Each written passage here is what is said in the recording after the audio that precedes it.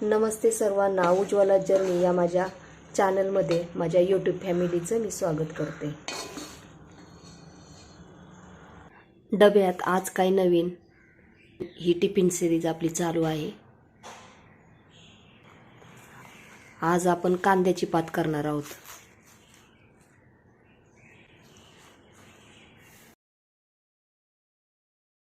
आणि रात्रीच मी मुगाची डाळ भिजत घातलेली आहे।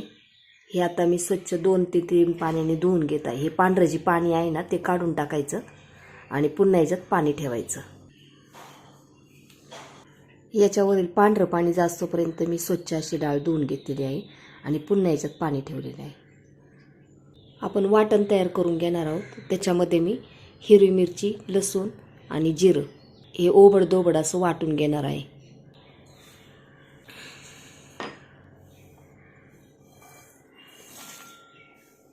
कलबत्त्यामध्ये टाकून घेतलेलं आहे आणि आपण हे आता कुटून घेऊयात।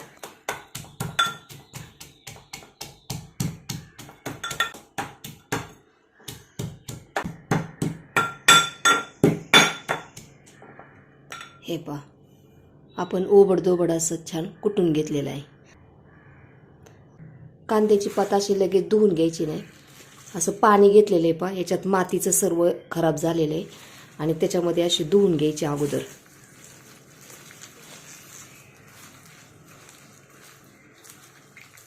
हे अगोदर माती सर्व काढून घ्यायची।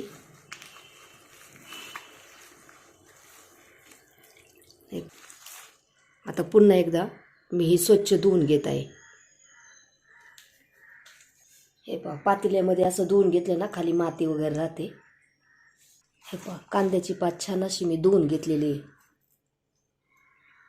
कांद्याच्या पातीची जी खराब झालेलं ते आधी काढून घ्यायचं।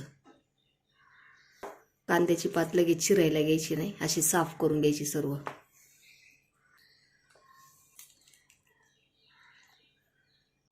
हे पहा, कांद्याची पात निवडत असताना पाठीमागच्या बाजूला जर असे पिवळसर असेल ना हे सुद्धा काढून घ्यायचं असं।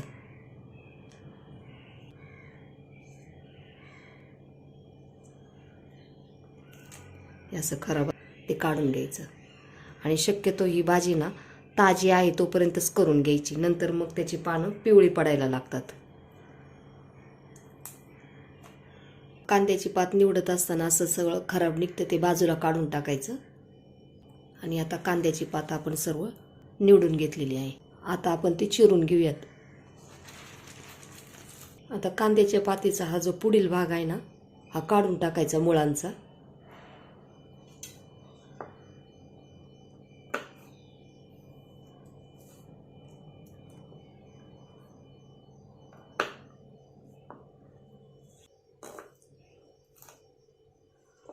असं आता अशाच पद्धतीने आपण सर्व कांद्याच्या पातीची मुळे काढून घेऊयात। हे पहा, अशी कांद्याची मुळे जी आहेत ना ते अशी चिरून मी बाजूला काढलेली आहेत।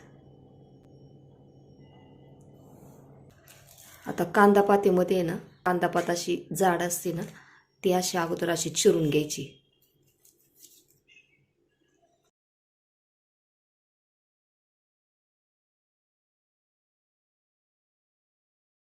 कांदा पात चिरताना याचे मोठे मोठे तुकडे होत नाहीत।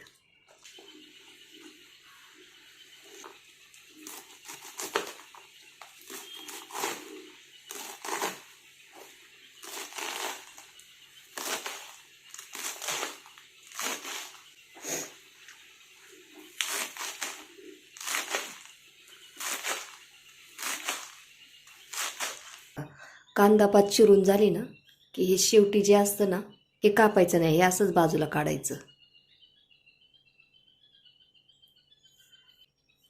आता अशाच पद्धतीने आपण सर्व कांदा पात चिरून घेणार आहोत। राहिलेली सुद्धा कांदा पात आपण चिरून घेतलेली आहे आणि हे असं शेवटी जे राहतं ते टाकून द्यायचं।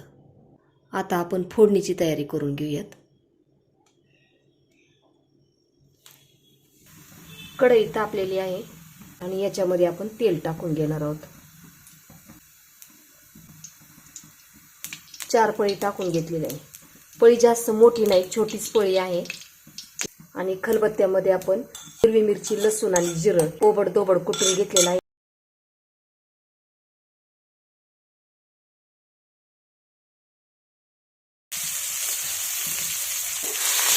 हिरवी मिरची आता छान आपण परतून घेऊया. याच्यामध्ये मीठ टाकून घेऊया 2 टीस्पून. हे आता आपण सर्व मिक्स करू. आणि ही पाण्यामध्ये डाळ स्वच्छ धुवून ठेवलेली होती ना, ती सुद्धा अशी नितळून याच्यात टाकून द्यायची.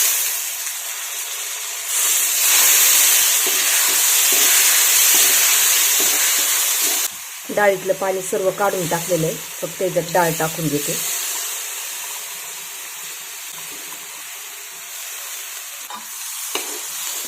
डाळ फोडणीमध्ये चांगली परतून घेतली ना की मग ती लवकर शिजते. आणि रात्रीची भिजत घालायची डाळ. आपण घाई सकाळची जर भिजत घातली तर मग डाळ लवकर शिजत नाही. मग डाळ छान परतून झाली की याच्यामध्ये आपण चिरलेली कांदापात टाकून घेऊयात सर्व.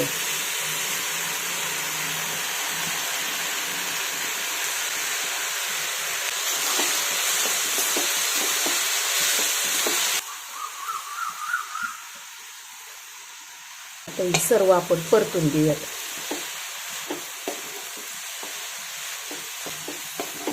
कोणत्याही भाज्या अशा छान परतून घेतल्या ना एखाद मिनिटभर तर चवीला पण चांगले लागतात. पहा, ही भाजी मी फुल गॅसवरती परतून घेतलेली आहे. आणि याच्यामध्ये आता हे पाणी टाकून घेऊयात.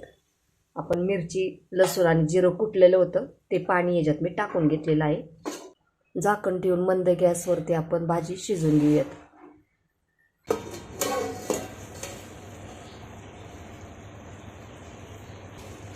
हे पहा, कांदा पात शिजताना अधूनमधून त्याच्यावर झाकण पण ठेवायचं आणि हलवून पण पाहायचं. हे कारण जर पाणी आटलं तर ते तळायला लागेल. त्याच्यासाठी आपलं वरचीवर हे डाळ शिजली का नाही ती पाहिजे. डाळ शिजलेली नाही, पुन्हा एकदा आपण झाकण ठेवू.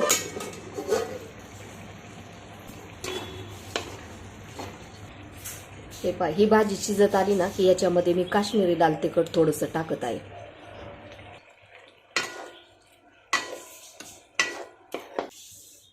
डाळ जोपर्यंत शिजत नाही ना तोपर्यंत त्याची अशीच प्रोसेस ठेवायची आणि पुन्हा याच्यावरती आपण झाकण ठेवून शिजून घ्यायची.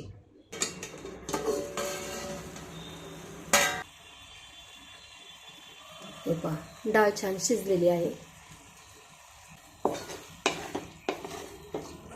तुम्हाला ही भाजी आता जरी ओलसर वाटली ना थंड वस्तूपर्यंत पूर्ण पाणी ते सुकून जातं. कांदापात भाजी तयार झालेली आहे. तुम्हाला हा माझा व्हिडिओ कसा वाटला? व्हिडिओ आवडला असेल तर लाईक, शेअर आणि सबस्क्राईब करायला विसरू नका. धन्यवाद.